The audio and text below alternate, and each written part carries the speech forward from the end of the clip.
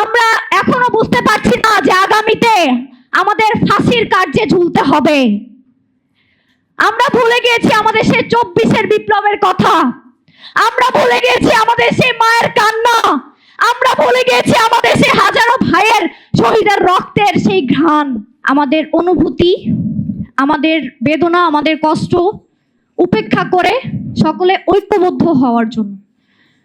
সেই সাথে আমি স্মরণ করছি আমাদের 14ই ডিসেম্বর শহীদ বুদ্ধিজীবী দিবসের সেই শহীদদের কথা, যারা 71-এ শহীদ হয়েছিল নতুন প্রজন্ম, নতুন বাংলাদেশ তৈরি করার জন্য।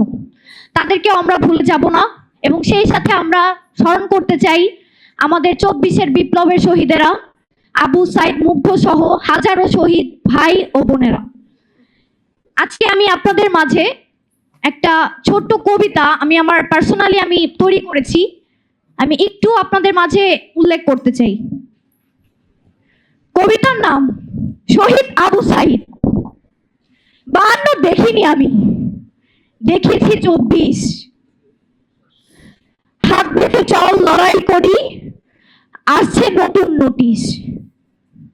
দেশের এক গর্বিত ছেলে আবু সাইদ ভাই, তার মতো বুক পেতে দিয়ে দেশ বাঁচাতে চাই। পিছু হাঁটবো না আমরা কবু, যুদ্ধ করে যাব, রক্ত দিয়ে হলেও মোরা দেশটা বুঝে নিব।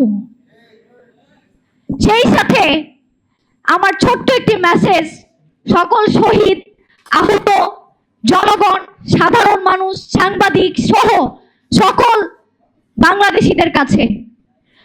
আমরা দেখতে পাচ্ছি আমাদের বর্তমান জেনারেশনে আমাদের কাঙ্ক্ষিত বিপ্লবী হাদি ভাই, নুরুল হক নূর ভাই সহ যারা বারবার প্রতারিত হচ্ছে, বারবার হামলার মুখে পড়ছে। কেন?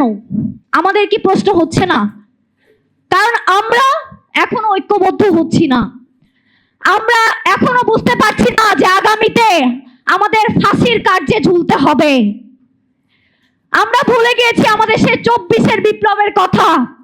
আমরা ভুলে গিয়েছি আমাদের সেই মায়ের কান্না। আমরা ভুলে গিয়েছি আমাদের সেই হাজারো ভাইয়ের শহীদের রক্তের সেই ঘ্রাণ। আমরা ভুলে গেলে চলবে না, আমাদের ঐক্যবদ্ধ হতে হবে। এবং আমরা জুলাই যোদ্ধা, আমরা শহীদ পরিবার কারো কাছে বিক্রি হব না। কোন ফোরাম, কোন সংগঠনের কাছে আমরা আমাদের চেতনা বিক্রি করব না। তাহলে আশা করি আগামী প্রজন্মে, আগামীর নতুন বাংলাদেশে কোন স্বৈরাচার, কোন ফ্যাসিবাদ আমাদের উপরে হামলার মতো দুঃসাহস করতে পারবে না।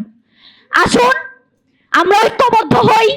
আমরা সেই 24-এর বিপ্লবে যেভাবে মার পারমিশন ছাড়া, বোনের পারমিশন ছাড়া, বউয়ের পারমিশন ছাড়া যেভাবে ঘর থেকে বেরিয়ে গিয়েছিলাম, সেভাবে আমরা আবার ঐক্যবদ্ধ হয়ে নতুন বাংলাদেশ তৈরি করি, যেন আমাদের সেই কাঙ্ক্ষিত স্বাধীন বাংলাদেশ আবার ফিরে পাই। কোনো স্বৈরাচারের এই আস্তানা যেন না হয়। এবং ধন্যবাদ জানাই জুলাই যোদ্ধা সংসদকে, যারা কিনা একটু একটু করে তিলে তিলে গড়ে তোলা এই জুলাই যোদ্ধা সংসদ। এবং সেই সাথে ধন্যবাদ জানাই আমাদের মাঝারুল ইসলাম আপন ভাইকে এবং তার সাথে সিনিয়র নেতৃবৃন্দ যারা আছি। এবং সেই সাথে আমি স্মরণ করতে চাই আমাদের সাবেক আরমান শাফিন ভাইকে।